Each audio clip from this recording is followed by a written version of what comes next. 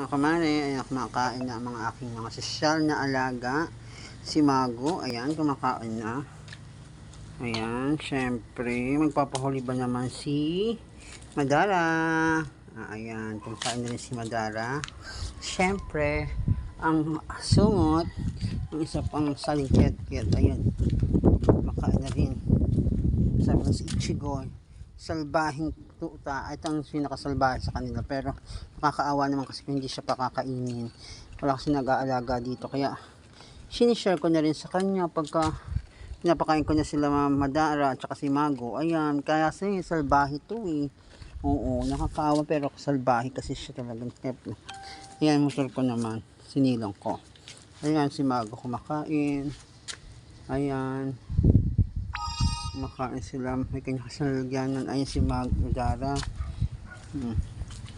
Napakatako ni Madara, oh. Grabe ang tako, oh. Ayan, kumakain siya ng bonggang-bongga.